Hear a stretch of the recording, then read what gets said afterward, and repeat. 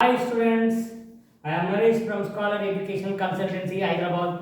So మేము free mentorship program ఇస్తున్నాము. NEET కానీ వెబ్సైట్ కానీ or IIT mains and advance counselling సంబంధించిన ఫ్రీ మెంటర్షిప్ ప్రోగ్రామ్ ఇస్తున్నాము. Please contact this number. We have to give the complete information about the counselling process. So మనం NEET counselling గురించి తెలుసుకుందాం. అసలు NEET counselling ఎలా జరుగుతుంది? సో మనకు తెలుసు ఈ ఇయర్ ఆల్మోస్ట్ 24 lakhs స్టూడెంట్స్ నీట్కి అప్లై చేశారు. సో ఓవరాల్ ఇండియా వైడ్గా చూసుకుంటే 1,20,000 సీట్స్ మాత్రమే ఎంబీబీఎస్ సీట్స్ ఉన్నాయి. అసలు నీట్ ఎగ్జామ్ తర్వాత మనం కౌన్సిలింగ్లో ఎలా పార్టిసిపేట్ చేయాలి చాలామంది తెలియదు. వాటి గురించి మేము కంప్లీట్ ఇన్ఫర్మేషన్ ఇస్తున్నాం. సో మా యొక్క ఇన్ఫర్మేషన్ మీకు నచ్చితే మా యొక్క ఛానల్ని సబ్స్క్రైబ్ చేయండి అండ్ షేర్ చేయండి, లైక్ కొట్టండి. సో అసలు నీట్ కౌన్సిలింగ్ అంటే ఏంటి? నీట్ ఎగ్జామ్ తర్వాత వాళ్ళు ఏం చేస్తారంటే ప్రిలిమినరీ కీ రిలీజ్ చేస్తాను. ఆ కీలో ఏదైనా మిస్టేక్స్ ఉంటే నువ్వు కీ ఛాలెంజ్ చేయొచ్చు. ఎన్టీఏ వాళ్ళకు నువ్వు వెబ్సైట్ ద్వారా నువ్వు వాళ్ళు ఇచ్చిన కీలో ఏదైనా మిస్టేక్ ఉంటే నువ్వు వాళ్ళను ఆ కీను ఛాలెంజ్ చేయొచ్చు. అంటే నువ్వు ఇచ్చిన కీ తప్పుంది అని చెప్పొచ్చు. ఈ విధంగా ఇండియా వైడ్గా వచ్చే అన్ని విషయాలను వాళ్ళు పరిశీలించి ఫైనల్ కీ రిలీజ్ చేస్తారు. ఈ ఫైనల్ కీ వచ్చిన తర్వాత మనకు రిజల్ట్ వస్తుంది. సో ఈ రిజల్ట్ తర్వాత అంటే ఆల్మోస్ట్ జూలై 1st వీక్లో మనకు కౌన్సిలింగ్ స్టార్ట్ అవుతుంది. అసలు ఈ కౌన్సిలింగ్ ఎలా జరుగుతుంది? ఈ నీట్ కౌన్సిలింగ్ అనేది 2 typesలో జరుగుతుంది. ఒకటి ఆల్ ఇండియా కోటా ఉంటుంది, అనదర్ వన్ స్టేట్ కోటా ఉంటుంది.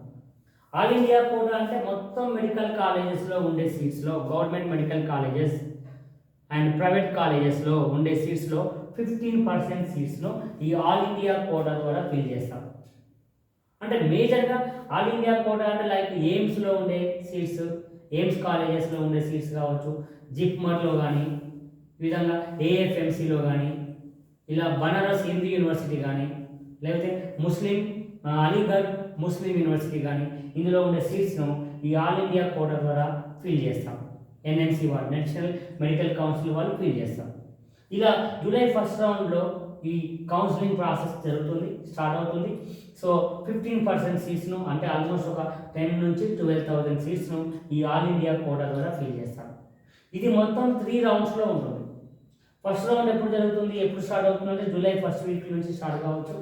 అండ్ సెకండ్ రౌండ్ ఆగస్ట్లో second round and third round కూడా ఆగస్ట్లో కంప్లీట్ అవుతుంది. ఆల్మోస్ట్ ఇది ఒక 1.5 months నుంచి 2 months ప్రాసెస్ ఉంటుంది. ఈ all India quota counselling start అయిన 15 days తర్వాత, ఆ 10 to 15 days తర్వాత సైమల్టేనియస్గా స్టేట్ కోటా కౌన్సిలింగ్ స్టార్ట్ అవుతుంది. ఈ స్టేట్ కోటా కౌన్సిలింగ్లో 85% సీట్స్ ఈ స్టేట్ కోటా వాళ్ళు ఫిల్ చేస్తారు. అంటే స్టేట్ కోటా కౌన్సిలింగ్ ద్వారా ఫిల్ చేస్తారు. మన తెలంగాణలో అయితే KNRUHS వాళ్ళు, KNRUHS అంటే Kaloji Narayanarao university health sciences. What is that? KNRUHS అంటే Kaloji Narayanarao university health sciences వాళ్ళు ఫిల్ చేస్తారు. అర్థమైందా? సో ఇప్పుడు ఇది ఎలా ఉంటుంది, స్టేట్ వైడ్ కౌన్సిలింగ్ ఎలా ఉంటుంది?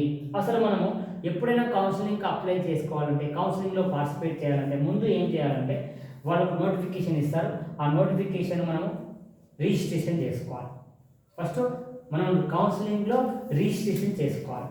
కౌన్సిలింగ్లో రిజిస్ట్రేషన్ చేసుకున్న తర్వాత మన డాక్యుమెంట్స్ అన్నీ అప్లోడ్ చేసి మనము చాయిస్ ఫిల్లింగ్ పెట్టుకోవాలి. మనకి ఎక్కడెక్కడైతే కావాలనుకుంటున్నామో నీ ర్యాంక్ ప్రకారం ఎక్కడైతే వస్తుందో ఒక చాయిస్ ఫిల్లింగ్ పెట్టుకోవాలి. ఈ చాయిస్ ఫిల్లింగ్ పెట్టుకున్న తర్వాత వాళ్ళ ఒక మెరిట్ లిస్ట్ ఇస్తాం. అంటే నీ యొక్క ర్యాంకు సీట్ వస్తుందా రాదా ఒక మెరిట్ లిస్ట్ ఇస్తాం. అర్థమైందా? ఫస్ట్ ఏం చేయాలి, వాళ్ళకు నోటిఫికేషన్ రిలీజ్ చేస్తారు. నోటిఫికేషన్ రిలీజ్ చేసిన తర్వాత ఇదంతా ఆన్లైన్ ప్రాసెస్. నోటిఫికేషన్ రిలీజ్ చేసిన తర్వాత నువ్వు అప్లికేషన్ పెట్టుకోవాలి. అండ్ దాంతోపాటు లైక్ చాయిస్ ఫిల్ చేసుకోవాలి. నీ ర్యాంక్ ఎక్కడెక్కడ సీట్ వస్తుందో ముందే అవగాహన పెట్టుకొని నీకు ఒక ఆర్డర్ ఆఫ్ ప్రయారిటీ పెట్టుకోవాలి, చాయిస్ ఫిల్లింగ్ పెట్టుకోవాలి. ఈ చాయిస్ ఫిల్లింగ్ పెట్టుకున్న తర్వాత మెరిట్ లిస్ట్ ఇస్తారు. అంటే నీకు ఎక్కడైతే వచ్చే ఛాన్సెస్ ఉన్నాయో ఒక మెరిట్ లిస్ట్ ఇస్తారు. ఇందులో మెరిట్ లిస్ట్లో రాకపోతే మళ్ళీ రీఅప్లై చేసుకోవాలి. తర్వాత ప్రొబబిలిటీ మెరిట్ లిస్ట్ అంటే నీకు ఇక్కడ వచ్చే ఛాన్సెస్ ఉన్నాయని ప్రొబబిలిటీగా ఇస్తారు. అంటే అది 100% కాదు, మ్యాక్సిమం వచ్చే ఛాన్సెస్ ఉందని చెప్తారు. తర్వాత వెబ్ ఆప్షన్స్ పెట్టుకున్నాము. తర్వాత సీట్ ఫ్రీజ్ అవుతుంది. మీకు ఎక్కడైతే సీట్ వస్తుందో అక్కడ సీట్ ఫ్రీజ్ చేస్తారు. ఈ సీట్ ఫ్రీజ్ చేసినాక 3 డిఫరెంట్ కేటగిరీస్ ఉంటాయి. What are that? నీకు ఎక్కడైనా సీట్ వచ్చింది, ఎగ్జాంపుల్ నీకు ఉస్మానియాలో లేకపోతే వచ్చింది అనుకున్నాం. సో అందులో సీట్ వస్తే నువ్వు ఏం చేస్తున్నాము, అలాట్ అయింది అనుకున్నాం, జైన్ అయిపోవాలి, కంపల్సరీ జైన్ కావాలి. నీకు ఆ కాలేజ్ నచ్చినా నచ్చకున్నా కంపల్సరీ జైన్ కావాలి.